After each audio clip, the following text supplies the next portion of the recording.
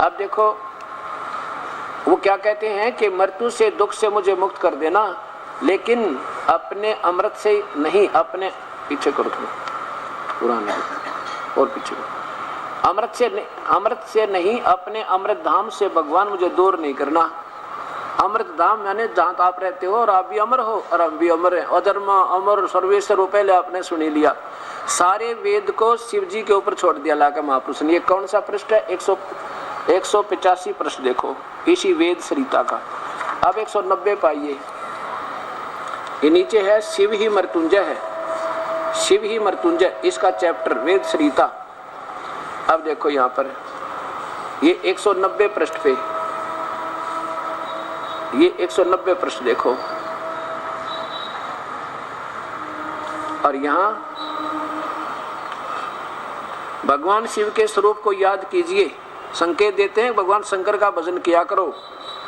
भगवान शिव के माथे पर चंद्रमा का अर्थ है शांति, शीतलता और संतुलन। इसे प्रकट होता है भगवान की आराधना करने से, उसकी शरण पाने से मनुष्य के 3 कर्तव्य ऐसे करने चाहिए कि उसके मस्तिष्क में शांति रहे, शीतलता रहे, संतुलन रहे। अब देखो भगवान शंकर के माथे पर चंद्रमा धारण किए बैठे हैं, मस्तिष्क पर गंगा, और गंगा है तो ज्ञान, गंगा का प्रवाह होता रहे और शांति शीतलता निरंतर बनाए रखे और संतुलन छोड़िए नहीं। भगवान शिव ने अपने गले में सर्प डाला हुआ है। मतलब हुआ कि दुष्ट लोगों से भी, कोई बुरे लोगों के जिनके काम की काम ही जहर उगलने का, उनको भी थोड़ा सा दबने पर भी एक डंक लगा देते हैं।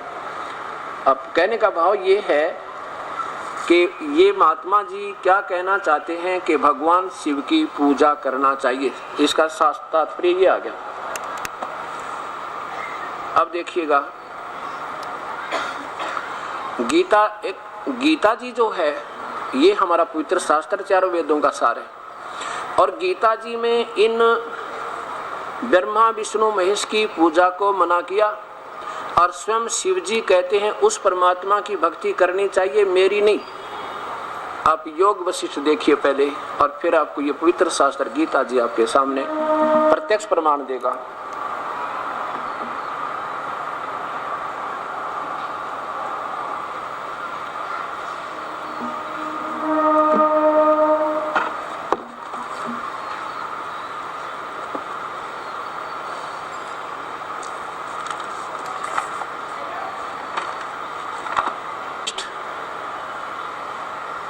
सचित्र योग विशिष्ट महारामायण द्वितीय खंड, और ये कहाँ से प्रकाशित है ये भी देखिएगा।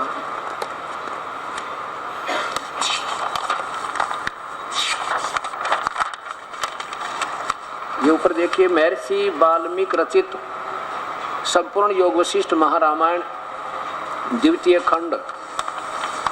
संपादक हैं अनेक धार्मिक ग्रंथों के रचयिता श्री गिरधर जी। काशी प्रकाशक है काशी पुस्तकालय C14 इंडस्ट्रियल एरिया मथुरा, यहाँ से प्रकाशित है। अब देखो इसमें क्या कहा है।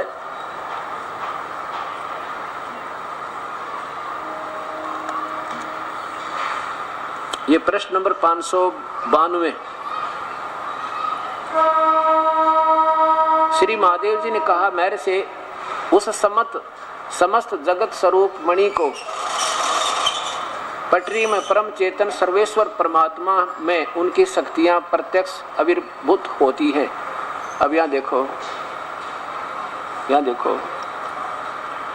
महादेव जी कहते हैं, मेरे से उस परमात्मा देव के पूजन के जितने भी कर्म हैं उन सब में पहले दे अभिमान और प्रयत्न छोड़ देना चाहिए। अपनी पूजा नहीं बताता, उस परमात्मा के भक्तजन का। शिव जी खुद को किसी और परमात्मा की तरफ संकेत कर रहे हैं कि उस परमात्मा के पूजन के लिए वह चेतन परमात्मा ज्ञान स्वरूप आदि इतना बड़ा स्वरूप है। ये इस प्रकार, तो ये कहने का भाव ये है कि ये महापुरुष, यहाँ देखो मैं वही कहते आ रहे हैं। प्रश्न नंबर ये 594 93 आपके ऊपर देखिए। उसके हृदय कोश माने एक उनके ब्रह्मांड समूह छिपे हुए हैं, वह प्रकाश रूप तमस से परे वह परमात्म देव परम देव है। यहाँ देखो नीचे, और क्या बताते हैं कि यही परमात्म शिव हर हरि ब्रह्मा इंद्र कुबेर और यम रूप स्वरूप है। वो पूर्ण परमात्मा कबीर साहब की तरफ संकेत है कि वही सब की शक्ति उसी में है। यहाँ देखो, उस सत्ता के होने वाली सत्ता रूप उस जग जाल का उत्पादक सेंस ये महाकाल इस परमात्म देव का द्वारपाल है। ये महाकाल कौन है? ये सदाशिव। ये काल भी कहते हैं उस परम पिता के सामने नौकर है उस परमेश्वर का, उसका द्वारपाल है। अब बताओ, अब ये क्या कहते हैं? उस परमात्म देव का, ये शिव जी कह रहे हैं उस परमात्म देव का चिंतन करना चाहिए, केवल उस परमेश्वर का, अपना नहीं बता रहे ये। अब यहां देखिएगा, अब 5वें अध्याय का 32वां श्लोक,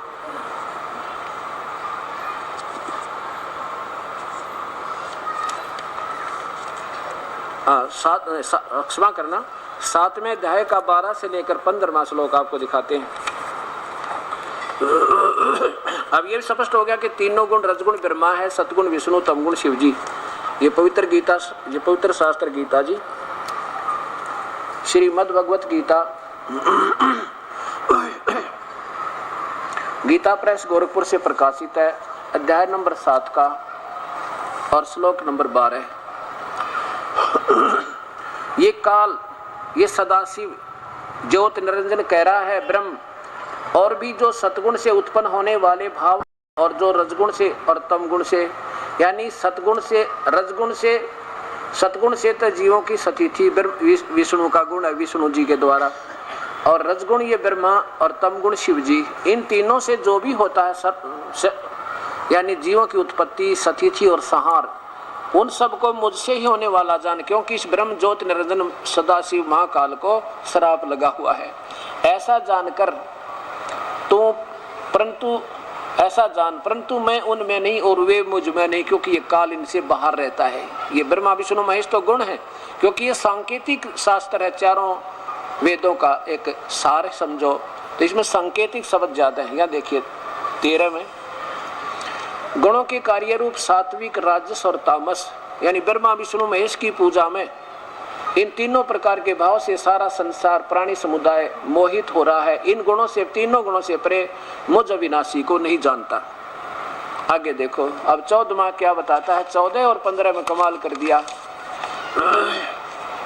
7वें अध्याय का 14वां श्लोक, क्योंकि ये अलौकिक अर्थात अति अद्भुत त्रिगुणमयी मेरी माया ब्रह्मा विष्णु महेश के द्वारा फैला गया ये जाल सतिथि, संहार और मृत्यु इसका उत्पत्ति का, और इन्हीं से मिलने वाली क्षणिक राहत, सांसारिक सुख, और फिर थोड़ी सी देर स्वर्ग, और फिर 84 लाख योनियों में प्रताड़ना, ये त्रिगुणमयी मेरी माया ब्रह्मा विष्णु महेश के द्वारा मिलने वाली राहत, और इन्हीं पर आश्रित पूजा करते हैं जो लोग, ये बड़ी खतरनाक है।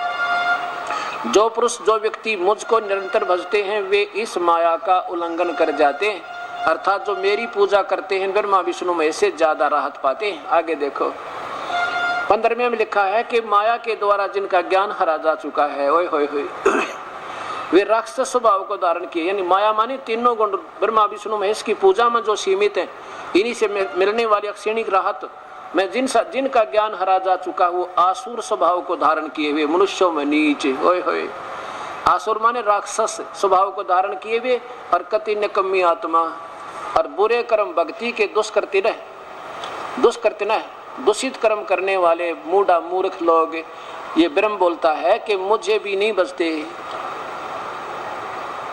आप देखिएगा, इधर तो आदरणीय सुधांशु जी भगवान शिव की पूजा के लिए भक्त समाज को आरूढ़ कर रहे हैं, और स्वयं भगवान शिव कहते हैं कि मेरी पूजा ठीक नहीं भाई। और गीता जी में परमात्मा कह रहा है कि वो तो नीच आत्मा है जो ब्रह्मा विष्णु महेश तक की पूजा पर आश्रित बैठे हैं, वो राक्षस बताए। जैसे रावण ने भगवान शिव की पूजा की थी, ऐसे ही जैसे इन्होंने अपना वेदों को, जैसा इनकी समझ में वेद 7 जन्म नहीं आ सकते, और इनके तावा के से महापुरुष विद्वान पुरुष से ले गए, तो कबीर परमात्मा की रजा से भगवान की इस दास पर हुई, तो ये समाज, ये सारे शास्त्र आपके सामने स्पष्ट हो रहे हैं।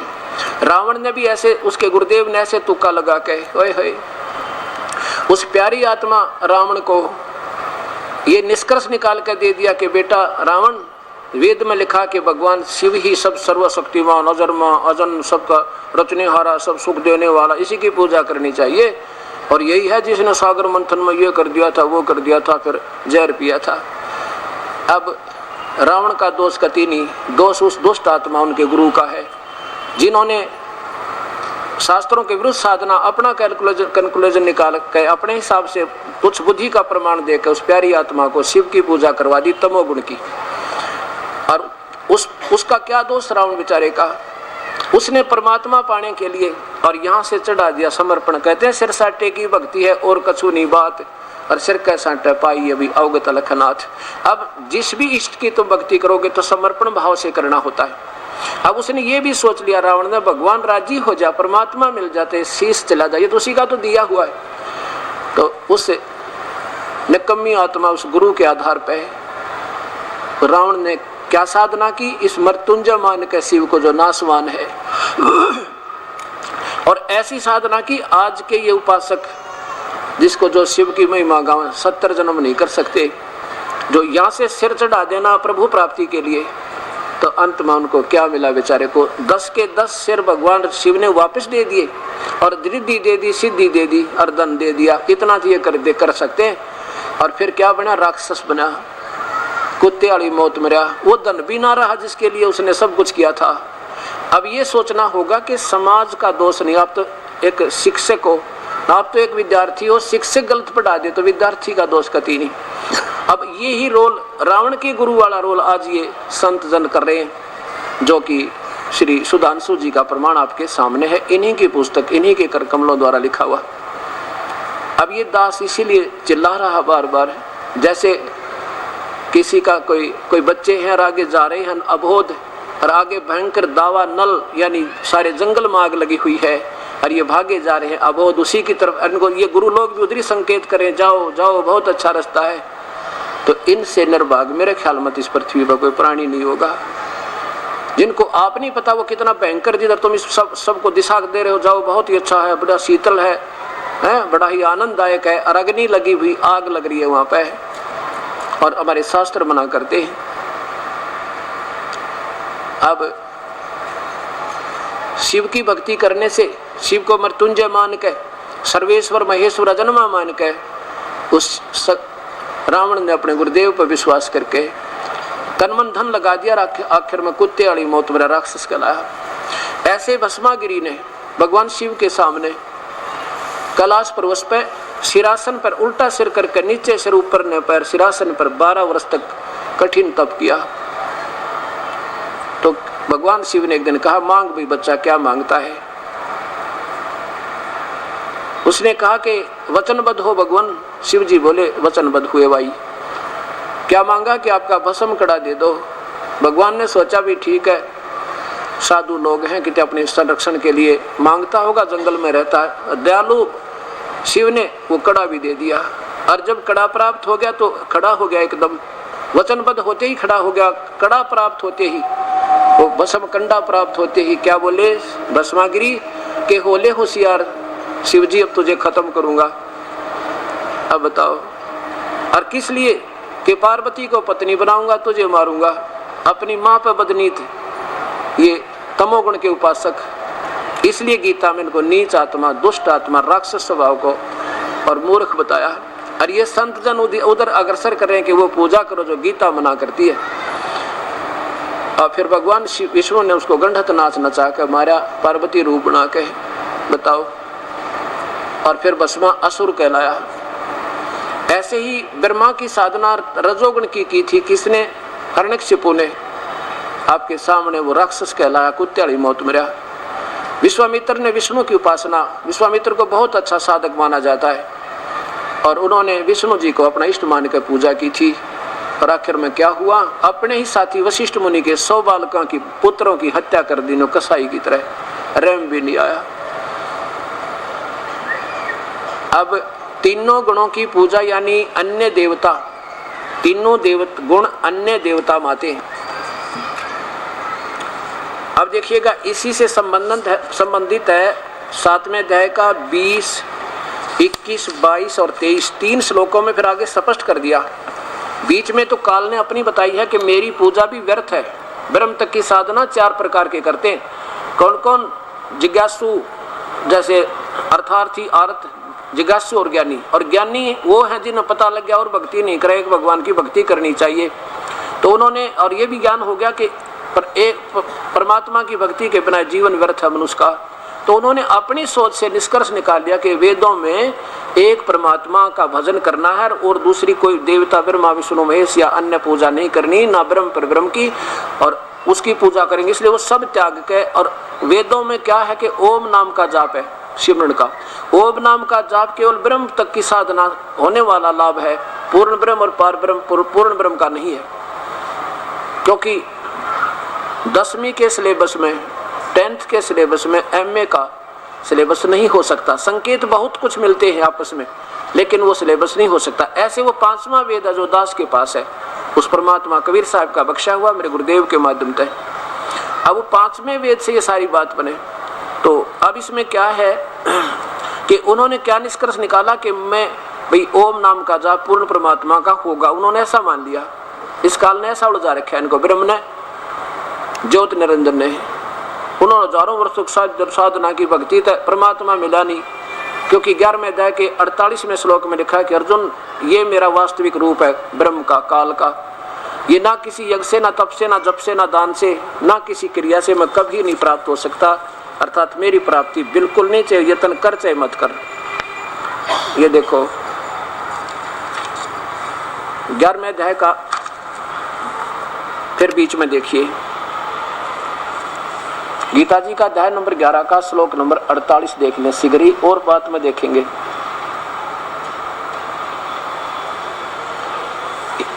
हे अर्जुन, क्योंकि जब इन्होंने विराट रूप दिखाया उसमें कहते हैं ये है मेरा वास्तविक काल रूप, मैं काल हूं। और इस मनुष्य लोक में इस प्रकार विश्व रूप वाला, यानी वास्तविक मेरा ऐसा रूप है। MM रूप माने जो कहते हो मेरा स्वरूप है। यो MM रूप, ये संस्कृत जानने वाले बच्चे खूब समझ सकते हैं। MM माने जो कहते हो, ये है मेरा वो रूप। ये तो इस प्रकार विश्व रूपी ने बता दिया, मैं यूं ऐसा हूं, काल हूं। और ये न तो मैं वेदों और यज्ञों के अध्ययन से, अर्थात ये वेदों में जो वर्णित विधि है उसमें यज्ञ आदि करने का जो निर्देश है, तप जप जाप करने का, ओम नाम का, कहते इनसे मैं ना वेदों में वर्णित विधि से, ना दान से, ना यज्ञ से, ना क्रिया से, ना उग्र तपों से, और तेरे अतिरिक्त दूसरे के द्वारा नहीं देखा जा सकता हूँ। कभी भी नहीं देखा जा सकता, पहले भी नहीं और आगे भी नहीं। इति सिद्धम कि वेदों में वर्णित विधि से प्रभु प्राप्ति नहीं, क्योंकि ब्रह्म तक का सिलेबस है इसमें। और ये कहते हैं मुझे पा ही नहीं सकता कोई। तो अब क्या बताया है 20वें श्लोक में, 7वें अध्याय का यही 20वां श्लोक। फिर आइए जहाँ पर स्पष्ट किया कि अन्य देवताओं के, अन्य देवता में ये ब्रह्मा विष्णु महेश तो काल कहता अन्य देवता, और पूर्ण ब्रह्म की सतिथि में आएंगे तो फिर ये ब्रह्म और पर ब्रह्म और तीनों गुण ब्रह्मा विष्णु महेश भी आन देवता। ये देखिएगा अध्याय नंबर 7 का और श्लोक नंबर 20 देखो, ये 18 ये 20 देखो। अब 15वें श्लोक से आगे चलते हैं कि तीनों गुणों के द्वारा जिनका ज्ञान हरा जा चुका मूर्ख लोग, तीनों गुण अन्य देवता ब्रह्मा विष्णु महेश तक की पूजा करते, में वो मूर्ख राक्षस लोग स्वभाव को धारण किए और मुझे नहीं बचते। और जो उनको बचते हैं उन लोगों की कामना द्वारा जिनका ज्ञान हरा जा चुका है, वे लोग अपने स्वभाव से प्रेरित होकर उस नियम को धारण करके अन्य देवता यानी ब्रह्मा विष्णु महेश अन्य देवता में आते हैं, उनको पूजते हैं। आगे देखो 21 में लिखा है कि जो सकाम भक्त जिस देवता के स्वरूप को श्रद्धा से पूजना चाहता है, उस भगत की श्रद्धा में उसी देवता के प्रति स्थिर करता हूँ। जैसे मुख्यमंत्री कहे कि ये नादान मेरी पूजा ना करके और नीचे के अधिकारियों की पूजा करते हैं, ना मानते तो कुआं में पड़ो, मैं भी कहूँ भाई करें जाओ उनकी पूजा, लेकिन वो पूर्ण लाभ नहीं दे सकते, ऐसा समझो। 22 में देखो वह व्यक्ति, वह साधक उस श्रद्धा से युक्त होकर उस देवता का पूजन करता है और उस देवता से मेरे द्वारा ही विधान किए गए हुए उन इच्छित भोगों को निसंदेह प्राप्त करता है। मुख्यमंत्री कहता है कि मैंने नीचे के कर्मचारियों को, अधिकारियों को कुछ अपने पावर दे रखी है और वो तुम्हें आंशिक लाभ देते हैं, अगर मेरे से मिल जाओ तो तुमने उनसे ज्यादा लाभ दूं। और फिर कहता है मेरी पूजा भी अच्छी नहीं है, वो तो प्रधानमंत्री ही पूर्ण लाभ दे। ऐसा समझो इस पूरी गीता को। अब यहाँ देखो, फिर 23 में कमाल कर दिया इन्होंने, सारी स्पष्ट कर दिया कि वो मूर्ख, वो किसी देवता की पूजा करते हैं, मैं उनकी बुद्धि वही रखता हूँ, ना मानते तो कुआं में पड़ो। तो परंतु उन अल्प बुद्धि वालों का, मूर्खों का वह फल नाशवान है ब्रह्मा विष्णु महेश तक की पूजा करने वालों का। और जो अन्य देवताओं को पूजते हैं वो देवताओं को प्राप्त होते हैं, उन्हीं तक के जाते हैं और वहाँ क्षणिक सुख पाकर फिर 84 में आते हैं। और मेरे भक्त मुझको ही प्राप्त होते हैं, मेरा भक्त मुझको चाहे जैसे बजे, ये इनकी अपनी सोच है, ये गलत। चाहे जैसे भरे बजे ऐसा नहीं, जो मेरी भक्ति करता बस, और वो भी शास्त्र अनुकूल, अलग तो करनी नहीं चाहिए, नहीं करनी होती, मुझे ही प्राप्त होती। अब देखो, अब हम चलते हैं 17वें अध्याय के पहले 17वें अध्याय के 1 से लेकर 7 श्लोक आपके सामने स्पष्ट करते हैं। अच्छा, ये क्या हुआ, ये जो संत जन बता रहे हैं जो अपनी के ब्रह्मा विष्णु महेश की पूजा, ये क्या हुई, शास्त्र विरुद्ध हुई। और शास्त्र विरुद्ध होने से इससे क्या लाभ होगा, ये देखिए पवित्र गीता जी पहले 16वें अध्याय के 23-24 श्लोक देखो। ये देखो 7वें अध्याय का, 16वें अध्याय का, क्षमा करना, 16वें अध्याय का और 23 और 24। जो व्यक्ति, जो साधक शास्त्र विधि को त्याग कर, जो गीता में लिखा, ये शास्त्र है हमारा, चारों वेदों का सार है, जो गीता में आदेश है वो फाइनल है और किसी का आदेश हमने नहीं मानना। जो पुरुष शास्त्र विधि को त्याग कर अपनी इच्छा से मनमाना आचरण करता है वह न तो सिद्धि को प्राप्त होता है, न परम गति को, और न सुख को ही। और इन्हीं 4 चीजों के लिए, 3 चीजों के लिए हम भक्ति करते हैं। फिर देख लो, जो साधक, जो पुरुष शास्त्र विधि को त्याग कर अपनी इच्छा से मनमाना आचरण करता है वह न सिद्धि को प्राप्त होता है, न परम गति को, न सुख हो, अर्थात यूजलेस, बिल्कुल लाभ रहित। अब 24वां श्लोक देखो, अंतिम, यही 16वें अध्याय का। इससे तेरे लिए कर्तव्य और अकर्तव्य की व्यवस्था में, जो भक्ति के काम करने चाहिए, भक्ति के कर्म, और नहीं करने चाहिए, इसलिए शास्त्र ही प्रमाण है। ऐसा जानकर तू शास्त्र विधि से नियत कर्म ही करने योग्य है। अब 17वें का देखो, 1 से लेकर और 6 श्लोक आपके सामने, अध्याय नंबर 17, अथ सप्तदशो अध्याय। अर्जुन ने पूछा 1 नंबर श्लोक में, हे कृष्ण, जो मनुष्य शास्त्र विधि को त्याग कर श्रद्धा से युक्त हुए देवादि का पूजन करते हैं, उनकी स्थिति फिर कौन कौन सी, सात्विक अथवा राजसिक और तामसी। आगे देखो 2 में क्या बताया भगवान ने, मनुष्यों की वह क्या, कौन बोल रहे हैं देखिएगा, हाँ मनुष्य, यहाँ भगवान बोले, नीचे देखो, भगवान उवाच, श्री भगवान उवाच 2 नंबर में, मनुष्यों की वह शास्त्रीय संस्कारों से रहित, केवल स्वभाव से उत्पन्न अपनी मनमानी, अप प्रेरित श्रद्धा, सात्विक और राजसिक और तथा तामस, ऐसी तामसी 3 प्रकार की ही होती है, उसी को मुझसे सुन। अब देखो क्या बताते हैं, पीछे भी जो इन देवताओं के पूजा किसी जन्म में कर रहे थे, आज भी उन्हीं में रंगे हुए हैं, ये उनका स्वभाव ज्यों का त्यों बना हुआ है। देखो अब 3 नंबर में क्या लिखा, 3 श्लोक, हे भारत, सभी मनुष्यों की श्रद्धा उनके अंतःकरण के अनुरूप होती है, जन्म जन्म का संस्कार उनमें पहले जमा होती है। वह पुरुष, यह व्यक्ति श्रद्धा में है, इसलिए जो पुरुष जैसी श्रद्धा वाला स्वयं है वह भी स्वयं भी वैसा ही है। यानी पहले जो कोई साधना करता था किसी देवता की, तो अब भी वो ज्यों की तो उसमें आस्था है, वो आगे बुद्धि उसकी चले नहीं जब तक कोई परम संत ना मिले। अब क्या बताते हैं कि सात्विक, सात्विक माने जो सतो अच्छी आत्मा है। सात्विक पुरुष देवों को पूजते हैं, यानी ब्रह्मा विष्णु महेश और नीचे की यहाँ तक की और अन्य देवताओं की पूजा करते हैं। सात्विक, ये जितने भी आज ये संत हैं ये हैं तो अच्छी आत्मा, क्योंकि अच्छे स्वभाव है इनका उद्देश्य भी ये सोचते हैं हम उद्धार करें, लेकिन ये स्वयं ही शास्त्र विरुद्ध साधना करके पाप के भागी हो रहे। इनका स्वभाव है तो ये देवताओं की पूजा करेंगे, आज्ञा बुद्धि इनकी चले नहीं। गीता प्रमाण देती है। सात्विक पुरुष देवों की पूजा करते हैं, आगे देखो, राजस यक्षों की, राक्षसों की, और तामस मनुष्य हैं जो प्रेत और भूत गणों की पूजते हैं। देवता ये जो ना पितर पैतर पूजे वो राक्षस होते हैं, आगे देखो तामस होते हैं। 5वें में क्या लिखा है, जो मनुष्य शास्त्र विधि से रहित केवल मन कल्पित जो घोर तप को तपते हैं, ये परमात्मा अब मन माना अपनी आप मर्जी तपते हैं। आगे देखो, दंभ और अहंकार से युक्त, कामना आसक्ति और बल के अभिमान से युक्त हैं, शरीर रूप से सतित भूत समुदाय को और अंतःकरण में सतित मुझ परमात्मा को भी करस करने वाले यानी दुख देने वाले अज्ञानियों को असुर स्वभाव वाले जान, ए परमात्मा। फिर देखो इसी का 16वें अध्याय का ये 5वां श्लोक, जो मनुष्य शास्त्र विधि से रहित केवल मन कल्पित घोर तप को तपते हैं और दंभ और पाखंड और आकार से युक्त होकर कामना आसक्ति और बल के अभिमान से युक्त हैं, वो मुझे भी तंग करें। और अंदर में ये वैसे तो इसका भूत अग्रम माने ब्रह्मा, ये जो तीनों यहाँ बैठे हैं ना दुखी, इनको भी तंग करते हैं। काल कहता है कि मैं जो हृदय में ये काल निवास करता और सहस्रार कमल में भी इसका स्थान है, कहता मुझे भी ये दुखी करते हैं, इनको क्या करूंगा, ये तो राक्षस स्वभाव के समझ। फिर देखो घोर तप को तपते हैं, मन माना। फिर देखो 17वें अध्याय का 5वां श्लोक,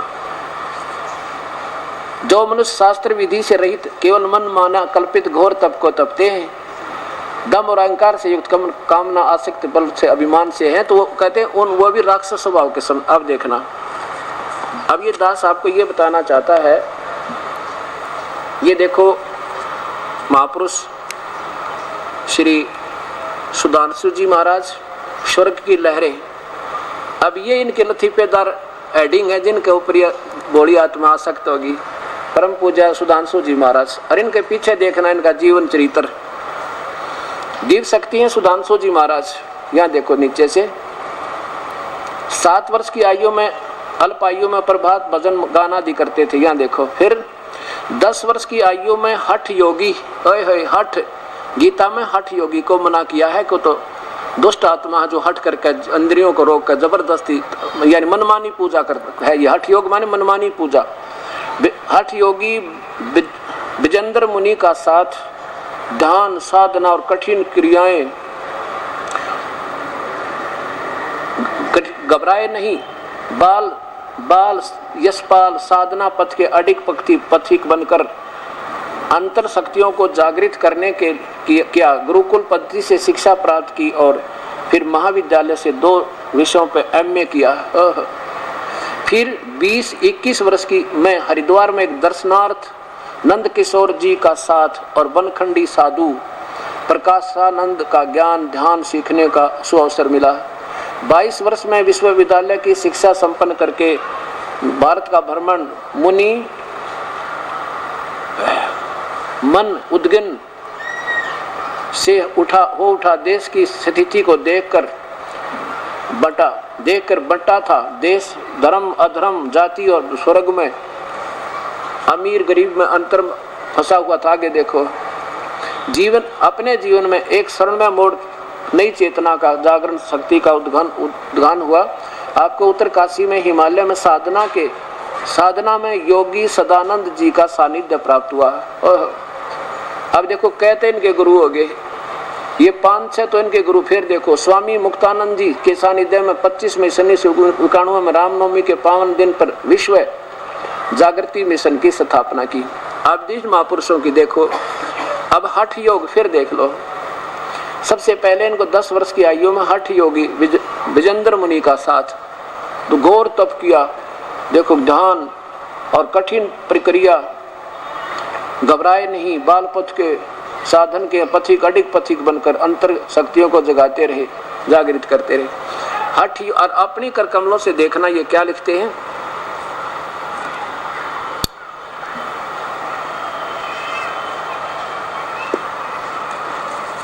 अब देखिएगा 70वें अध्याय का इन्हीं महापुरुष के द्वारा टीका किया हुआ श्रीमद् भगवत गीता का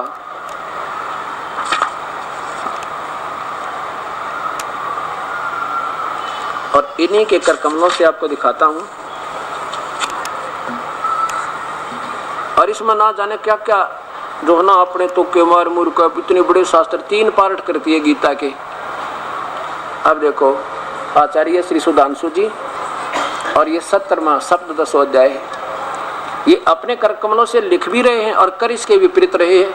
अब देखो नीचे यही हुआ कि अर्जुन बोले मनुष्यों की वह स्वभाव से उत्पन्न हुई श्रद्धा सात्विक राजस और तामसी इन 3 प्रकार की ही होती है, उसको तुम मेरे से सुनो। भगवान ने कहा, पहले अर्जुन ने पूछा पहले में कि अर्जुन बोले हे कृष्ण जो मनुष्य शास्त्र विधि को त्याग कहे ब्रह्मा विष्णु महेश अन्य देवताओं की पूजा तीनों देवताओं की पूजा शास्त्र विधि है कि को अरहित है, ऐसा श्रद्धा पूर्वक बेशक कहते हैं अच्छी पूर्वक भी क्यों ना करते हैं, चाहे श्रद्धा से भी कर रहे हैं, तो उनकी कौन सी निष्ठा कौन सी होती है, सात्विक राजस या तामसी। 3 में देखो। अब 5वां ही देख लो इनके द्वारा लिखा हुआ, ये 5वां देखो, 5वां और 6वां। जो मनुष्य शास्त्र विधि से रहित घोर तप तपते हैं, बता आप भी वही क्रिया कर रहे हैं, और जो दंभ और अहंकार से युक्त अच्छी तरह युक्त जो भोग पदार्थ आसक्त रहित हठ से युक्त अपने हाथ में हठ से युक्त, और आप भी हठ योगी के पास जाकर कठिन साधनाएं की, जो शरीर में सतीत 5 भूतों अर्थात पंच भौतिक शरीर को तथा अंतःकरण सतीत मुझ परमात्मा को भी करस करने वाले अज्ञानी को तू असुर निश्चय वाले यानी राक्षस समझो। अपने कर्मों से लिख रहे हैं और कर उसके विपरीत रहे हैं, ये परमात्मा। अब देखो इसी का 70वें अध्याय का 18वां श्लोक 19वां अध्याय नंबर 17 का श्लोक नंबर 19 इन्हीं के कर कमलों से। जो तप मूढ़ता पूर्वक हठ से अपने को पीड़ा देकर अथवा या दूसरों को कष्ट देने के लिए किया जाता है वह तप तामस कहलाता है। और ये स्वयं तमोगुण के उपासक और हट करके यानी शास्त्र साधना जो की जाती है जबरदस्ती, तो उसको समझो वो तो राक्षस स्वभाव के हैं। ये बताओ इन महापुरुषों के बाद फैसला करना है परमात्मा की प्यारी आत्माओं, ये कहाँ ले जा रहे हैं आपको। और अब देखो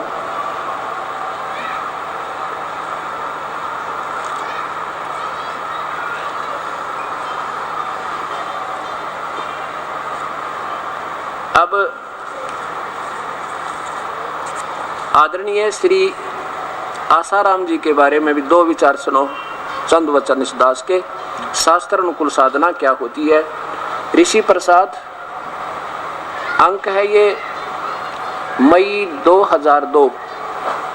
यहाँ देखो साधना करते हुए महापुरुष के बारे में, नीचे देखना, देखो ये हठ योग है और ये हठ योग कर रहे हैं लोग दिखावा दंभ दुनिया को आकर्षित करने के लिए, और गीता में मना सारे इसके विरुद्ध।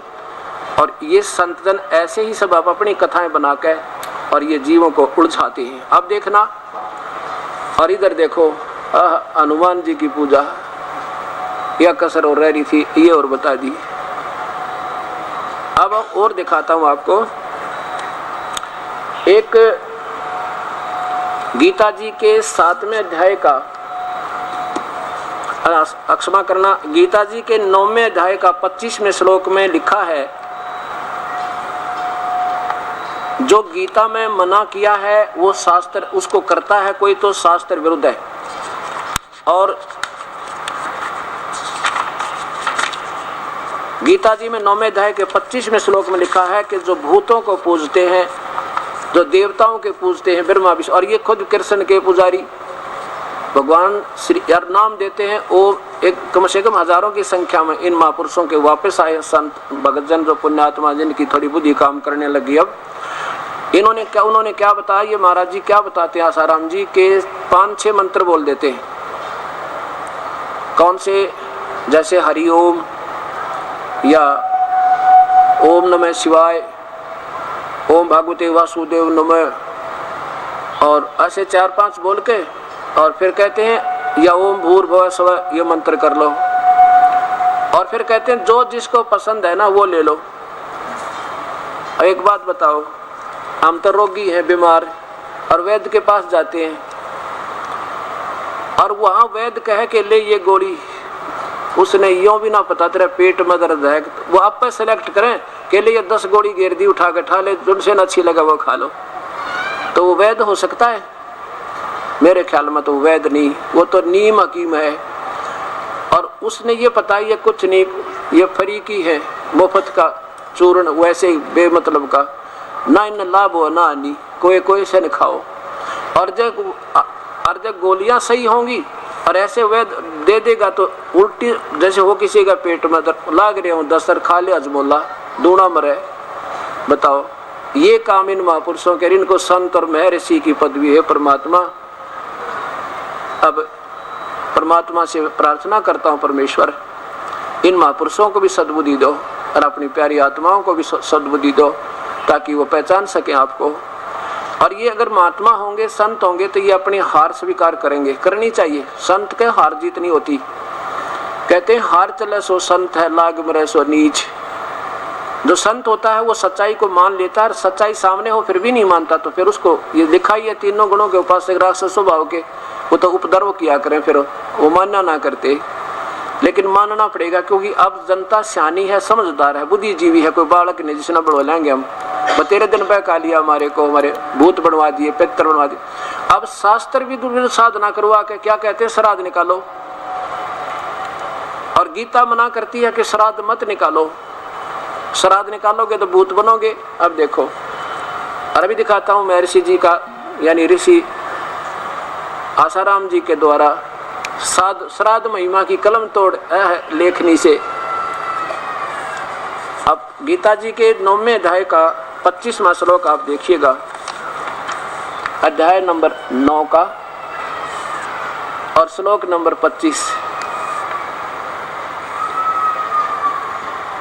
देवताओं के पूजने वाले देवताओं को प्राप्त होते हैं, पितरों के पूजने वाले पितर बन जाते हैं, उनके पास चले जाते हैं, और भूत पूजने वाले भूतों के पास जाते हैं, भूतों को प्राप्त होते हैं, और मेरा पूजन करने वाला मुझे ही प्राप्त होते हैं। अब देखना, भगवान तो कहता है कि श्राद्ध मत निकालो, पितर मत पूजो, और ऐसा करोगे तो तुम पितर बनोगे, भूत बन जाओगे, ब्रह्मा विष्णु महेश की पूजा करोगे, अन्य देवता की, तो उन्हीं के लोक में पहुंचोगे, क्षणिक सुख पाकर फिर जन्म मृत्यु में लगे रहोगे।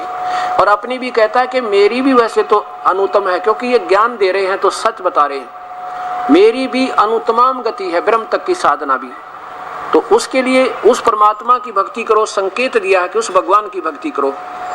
तो यहाँ भगवान खुद मना करते हैं, ब्रह्म के देवताओं की पूजा करने वाले वह भी मूर्ख बता दिए, और पितर श्राद्ध काटने वाले ये पितर बन जाएंगे, भूत बनेंगे। पितर एक सुपीरियर क्वालिटी के भूत होते हैं, इन तो थोड़े से ऊपर हैं, वह भी भूत यानी प्रेत हैं वह। और वो बने क्यों, कैसे? इन्हीं ऐसे महापुरुषों के द्वारा मार्गदर्शन पाकर उन्हें गलत साधना की, भूत बन गए। आपको प्रमाण देता हूं। अब ये क्या, इन्होंने क्या अटकल अड़ाई है कि बराह पुराण, मार्कंडेय पुराण, उसमें ऐसा लिखा है भूत पूजो। अरे कमाल की बात है। देखो, वे गीता जो है ये भगवान ब्रह्म का के द्वारा दिया हुआ एक संविधान है, एक राजा का संविधान होता है, जैसे हमारे हिंदुस्तान का संविधान है। और इस संविधान में जो धारा लगी है कि ऐसा नहीं करना, ऐसा करना, उसको कोई तोड़ता है तो उसको, जैसे कोई लिखा है इसमें कि यदि कोई किसी की हत्या कर देगा तो उसकी 302 की धारा लगेगी और फांसी की सजा हुए। अब ये तो भगवान का यानी राजा का आदेश है। अब यह उदाहरण देना पड़ेगा कि एक व्यक्ति का गांव में एक दरोगा दोस्त था, SHO। उसने जाकर SHO से प्रार्थना की कि दरोगा जी, एक मेरा पड़ोसी है, बहुत दुखी करे, शराब पी कर नंगा नाचे, कुआ गाली देवे, बोलने तक सर फोड़ न हो जा, अब क्या करूं, मेरे तक नाक में दम कर रखा है। दरोगा जी ने आदेश दे दिया कि मार लठ, उसका माप देख लूंगा। अब दरोगा उसने जाते उसकी ऑर्डर मान के उस दरोगा का और उस अपने पड़ोसी का लठ दे मारा, लठ मारते मर गया, मृत्यु होगी। वही दरोगा उसको हथकड़ी लगा के लाया और कैद में डाल दिया, फांसी की सजा होगी उसे। SHO के आदेश मानते उसके आदेश से संविधान का भंग हो गया। इसने तो कह दिया मार लट, कह दिया। किसने आदेश किसका था? एसएचओ का। और राजा का प्रधानमंत्री का आदेश है कि जब किसी का मार देगा, जब वो मर गया 302 की सजा, फांसी होगी। तो उसने अपने जिसका वो पूज्य मान रहा था उसका आदेश मान के और वह गलती कर दी, संविधान तोड़ दिया। तो उस थानेदार ने कोई डाल नहीं अड़ाई, कोई बचाव नहीं कर सका, स्वयं पकड़ के लाना पड़ा, उसने अंदर ठोक दिया। इसी प्रकार हमने केवल चारों वेद, पवित्र चारों वेद और उनका सार पवित्र गीता जी, वही ब्रह्म द्वारा चारों वेद बोले गए, ब्रह्म द्वारा गीता बोलेगी श्री कृष्ण में प्रवेश करके। अब हमने गीता जी का संविधान मानना है, यानी वेदों का के आदेश मानना, ये प्रभु का आदेश है। और ऋषियों का या किसी देव का वो अपना आदेश है, उसको उससे अगर कानून भंग होता है तो वो हमने नहीं करना है, करेंगे तो उसकी सजा पाएंगे। और यही हो रहा है। अब देखिएगा एक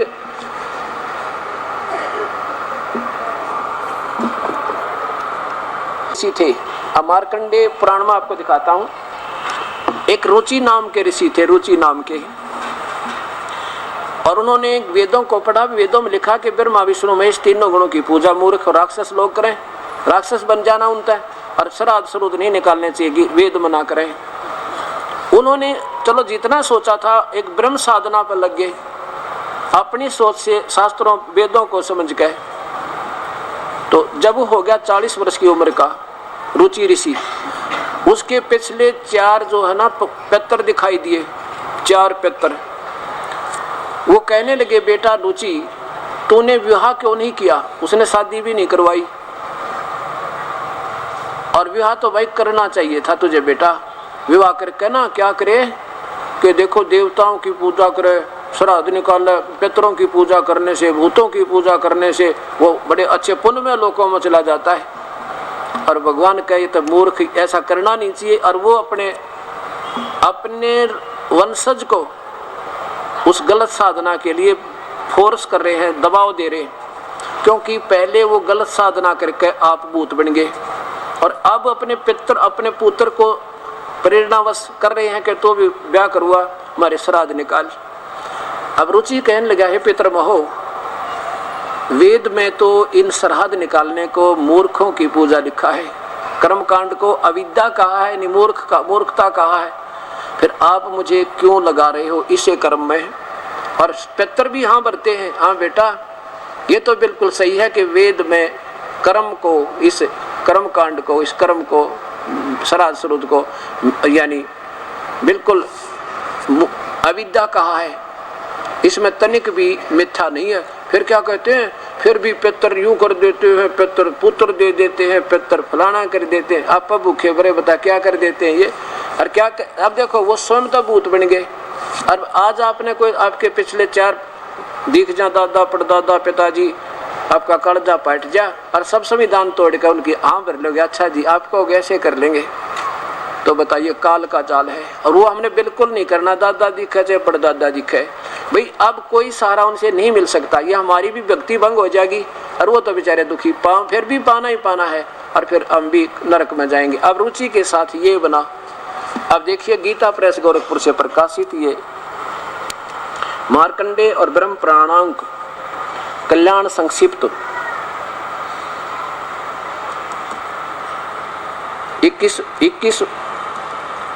21वें वर्ष का विशेषांक कल्याण कार्यालय गीता प्रेस गोरखपुर से प्रकाशित है। इसमें 237 पृष्ठ पे क्या लिखा है कि एक रुचि नाम का ऋषि, अब हिंट दिखाऊंगा बाद में पढ़ सकते हो, इसको मद्देनजर रखना, फिर आपको 1 मिनट में समझ आ जाएगी। अगर आप इसको सारा पढ़ोगे तो पिछला पढ़ते हो तो अगला भूल लेते हो। अब संत ही इसका निष्कर्ष निकाल कर दिया करते हैं। अब ये क्या लिखा है, यहाँ देखो इधर, रुच्य मुनि की उत्पत्ति कथा, यहाँ देखना मार्कंडेय जी कह रहे हैं। फिर के पितर क्या बोले, यहाँ देखो, पितर बोले विवाह स्वर्ग और अपवर्ग का रुचि से कहा, हेतु होने के कारण एक पुण्यमय कार्य है, उसे तूने क्यों नहीं किया? अपने पुत्र से कह रहे रुचि से। ग्रस्त पुरुष समस्त देवताओं, पितरों, ऋषियों और अतिथियों की पूजा करके पुण्यमय लोकों को प्राप्त होते हैं, और वह स्वाहा के उच्चारण से देवताओं को, शब्दा उच्चारण शब्द से पितरों को, तथा अन्न दान बलि देवादि भूत भूत आदि से भूत आदि प्राणियों एवं अतिथियों को उनका भाग समर्पित करता है। बेटा हम ऐसा मानते हैं। यहाँ देखो, अब यहाँ ज्यादा ना लेकर ये देखिएगा, बस ये देखो, ये रुचि ऋषि है और इसको ये 4 पिछले भूत दिखाई देंगे, अपने पिताजी, दादाजी, परदादाजी, तीसरा दादाजी। अब इनसे डरता है, कह तो रहा सच्चाई क्योंकि इसने वेद पढ़ रखे। अब ये क्या कहते, नीचे देखो, रुचि बोला, रुचि ने पूछा, पितरमहो वेद में कर्म मार्ग को अविद्या कहा गया है, ये तो मूर्खों के काम बताया, अन्य देवता और ईश्वर श्रुद निकालना, भूत पूजना, फिर क्यों आप लोग मुझे उस मार्ग में लगाते हैं। पितर बोले, यह सत्य है कि कर्म को अविद्या ही कहा गया है, इसमें तनिक भी मिथ्या नहीं है, और फिर भी इतना तो निश्चित है कि उस विद्या की प्राप्ति में कर्म ही कारण है। विहित कर्म का पालन न करने से अधम मनुष्य संयम करते हैं, फलाना करते हैं। बताओ, वो थानेदार वाला आदेश दे रहे हैं अब इसको।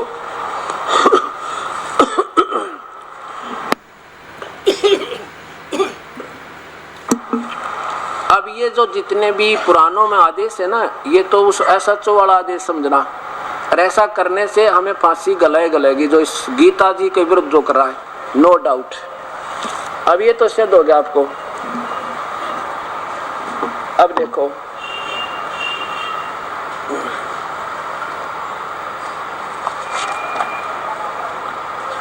ये श्राद्ध महिमा श्री आसाराम जी द्वारा विशेष बड़ी ठोक ठोक के लिखी है।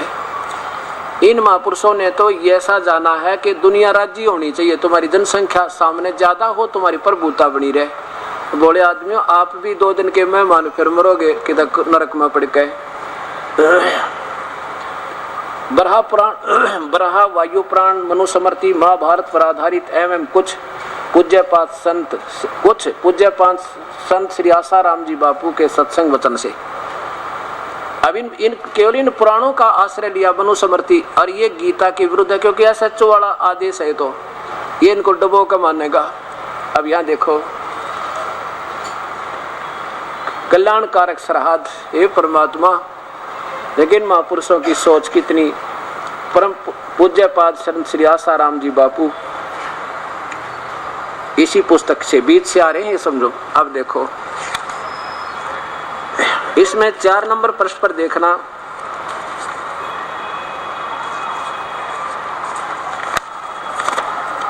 श्राद्ध महिमा,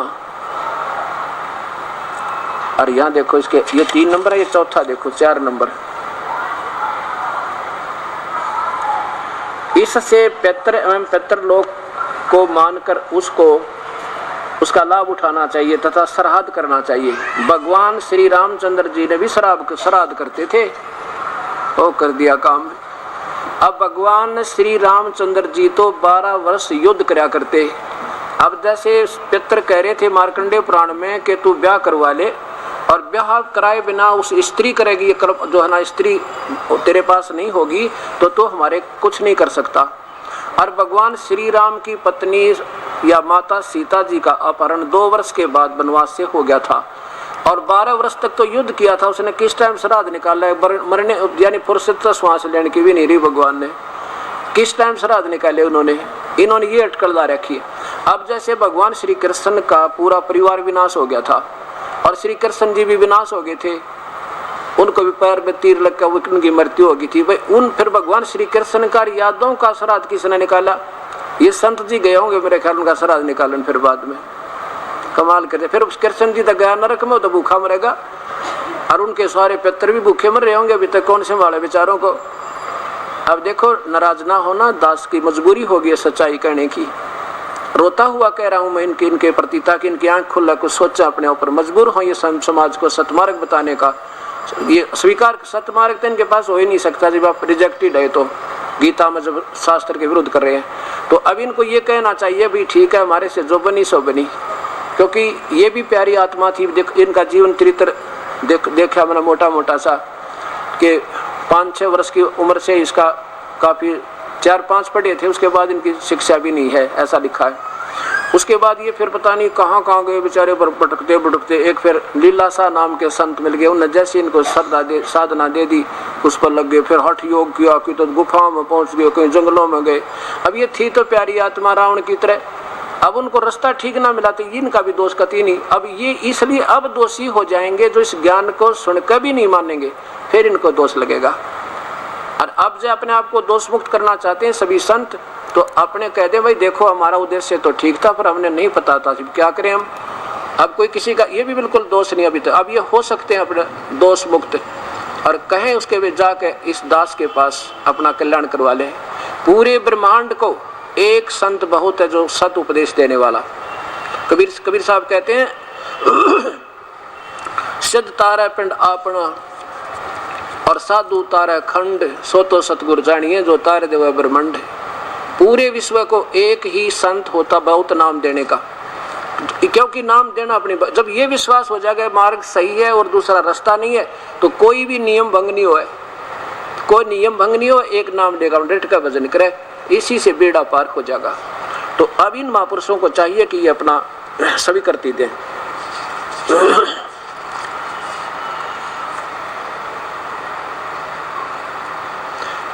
अब ये आगे क्या बताते हैं इसी के 5 नंबर श्लोक में, 5 नंबर में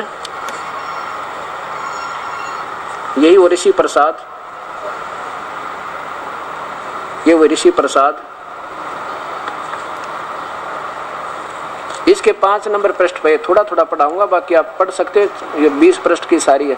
पुराण में आता है कि अश्वनी में कृष्ण पक्ष की अमावस के दिन सूर्य और चंद्रमा युक्ति होती है, सूर्य कन्या राशि में प्रवेश होता है। इस दिन हमारे पितर यमलोक से आए हैं, देखियो यमलोक से अपना निवास छोड़कर सूक्ष्म रूप से मृत्यु लोक में अपने वंशजों के निवास स्थानों पर रहते हैं। अतः उस दिन उनके लिए विभिन्न श्राद्ध करने से वे तृप्त होते हैं। यमलोक, ये देखो यमलोक, यमलोक कौन सा? नरक।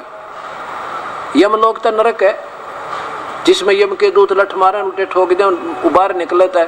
कहते हैं वहां से छुट्टी लेकर आते हैं यमराज हैं, नरक मत आते हैं। और फिर ये फिर पितर क्यों बने, ये सोचो ना, ये पितर क्यों बने जिनकी आज तुम इतनी चिंता उठा रहे हैं, ये संतजन आपको उन्हीं की तरफ कुएं में डाल रहे हैं, ये पितर बने क्यों? ये पितर न्यों बने इस पवित्र शास्त्र का, ये भगवान के संविधान का अवहेलना करके उस SHO वाली बात मान ली। अब ये संत हो गए उस SHO के स्थान पे, इनको फांसी तो गलवाएंगे और इनको नरक भेज रहे हैं। अब इस पवित्र गीता के 9वें अध्याय का 25वें श्लोक का संविधान तोड़ दिया परमेश्वर का, जिसके कारण ये हमारे पूर्वज भूत बनाए और बने कुकर इन महापुरुषों ने बनवा दिए। इन्होंने बनवाए गलत मार्गदर्शन करके, और फिर उनके श्राद्ध खाए हैं, अपना पेट भरने। पहले तो भूत बनवाए शास्त्र विरुद्ध साधना करवा के, और फिर इनके श्राद्ध खाए हैं और अपना पेट भरने कई वर्ष तक। 25वां, देवताओं को पूजने वाले देवताओं को प्राप्त होते हैं, पितर पूजने वाले पितरों के पास जाते हैं, पितर बन जाएंगे, और भूत पूजने वाले भूत बनेंगे, और मेरा पूजन करने वाला मुझे ही प्राप्त होगा। अब ये संविधान तोड़वा दिया इन महापुरुषों ने। अब क्या बताते हैं, अब ये क्या खिचड़ी मिलाते हैं, कोई फर्क नहीं पड़ता, वो भी पूज ले ये भी पूज ले, वाह भी वाह। कबीर साहब कहते हैं 100 वर्ष तो सतगुरु पूजा, एक दिन आन उपासी, और वो अपराधी आत्मा फिर पड़े काल की फांसी। अब 100 जैसे एक 10 किलो घी का हलवा बना दिया और उसमें उठा के थोड़ा सा गोबर घेर दिया, कोई बात हो या? इब निर्मल साधना करते करते, गीतानुसार साधना करते हुए भी अगर कोई और पूजा कर दी, देव की पितर पूज दिया, श्राद्ध पूज दिया, या किसी प्रकार की और जंतर मंत्र करवा दिया, तो हलवे में खीर में सब्जो बालू रेत घेर दिया तुमने, या हुक्का बीड़ी शराब तमाकू पी लिया था। अब भक्त आत्माओं, अब इनके ऊपर क्या टिप्पणी करें? अब देखो इनकी अंतिम उपलब्धि क्या बताते हैं। कहते हैं भगवान का क्या पाना, अर्जुन को युद्ध के मैदान में मिल गया। हाँ, क्या बात कही, अर्जुन को युद्ध के मैदान में मिल गया। क्या मिल गया फिर?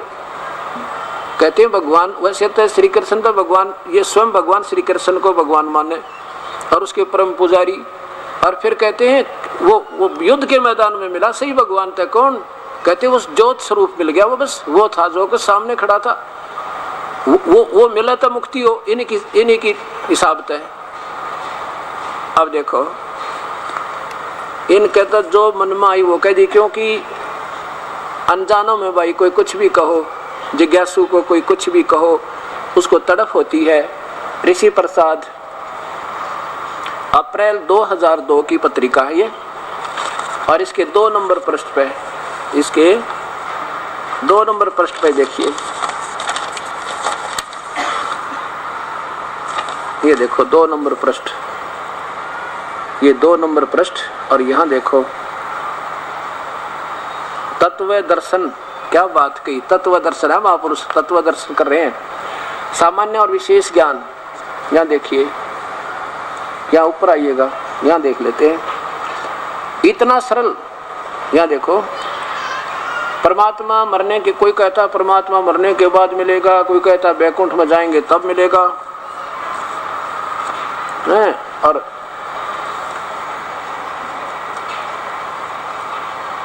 लगता है कोई परमात्मा मरने के बाद मिलेगा, या नीचे से देखिए, यहाँ से आइए,